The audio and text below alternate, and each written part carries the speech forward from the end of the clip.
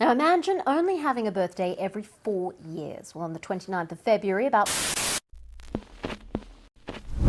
السلام عليكم صاحبيال soo dhawaada muuqaalkeena maanta waxaan ku eegi doonaa dadka dhashay maalinka loo yaqaan leap day hadaba inta aanan muuqaalka u guda galin waxaan ku xasuusinayaa in aad kanaalka ku caawiso in aad subscribe dhahdo ugu yaraana aad hal qof gaarsiiso muuqaalkana like taa ka hilmaamin kuna soo dhawaada muuqaalkeena maanta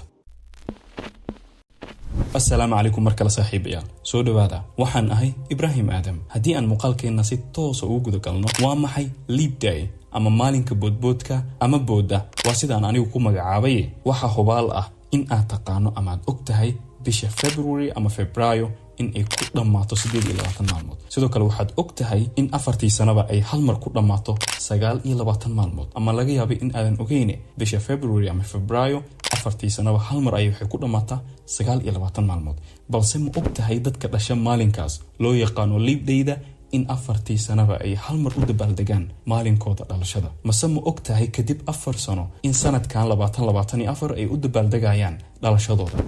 Now imagine only having a birthday every 4 years. Well, on the 29th of February, about 5 million people around the world celebrate their once every 4 years real birthday. The BBC spoke to some of them.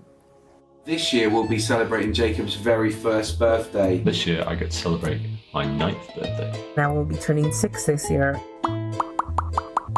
These people are part of a very exclusive group.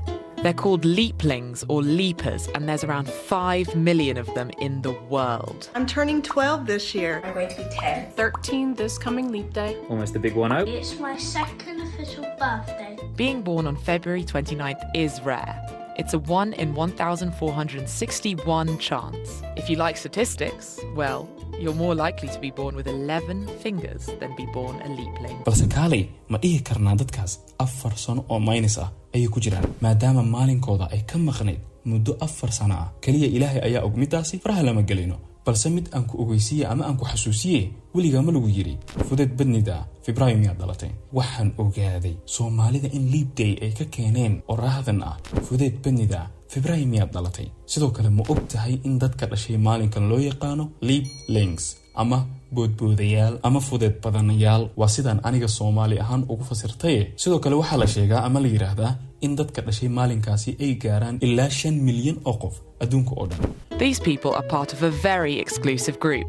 They're called leaplings or leapers, and there's around 5 million of them in the world. waxaa jira marka dad caan ka ah adduunka oo actors iyo heesayaalba isugu jiro oo maalinkaasi dhashay waxaa ka mid ah marka islaantan oo lagu magacaabo Dinah Shore waxayna dhalatay 1916 February waxayna ahayd heesaa iyo actorba waxaa kaloo ka mid ah odaygan oo lagu magacaabo Tony Robbins wuxuuna dhashay 1960 waana sanadkii ay Soomaaliya xornimada qaadatay wuxuuna ka dhashay bishan oo ahayd 29 Febraayo waana motivational speaker American ah marka dadka dhasha maalinkaasi waxay muddo 4 sano sugaan si ay ugu dabaaldegaan maalinkooda dhalashada sidii World Cup-ka oo kale afartii sanaba hal mar ayay sugaan in ay u dabaaldegaan dhalashadooda hadaba munaasabad ama wax kamid ah waxyaalaha loo dabaaldego hadii ay kaaga aadaan maalinkaas waxaad si ogaataa in afartii sanaba hal mar aad u dabaaldegi doonto sidoo kale ma idin ku jiraa misana ma ogtahay qof dhashay maalinkaasi oo ay farxadiisa tahay sanadkan si aan uga soo qayb galno xafladiisa aniga maalinkayga arooska ayaan ku adin doonaa maalinkaas si ay special u noqoto loona sugo 4 sano si loogu dabaaldego waa iska kaftane muuqaalkeena oo aan ku eegeynay dadkii dhashay 29 February halkaasi ayaan ku soo afmeereynaa fadlan kanaalka ku caawi in aad subscribe dhahdo ugu yaraana aad hal qof gaarsiiso muuqaalkana like taa ka hilmaamin ku raaxayso noloshaada. Assalaamu calaykum.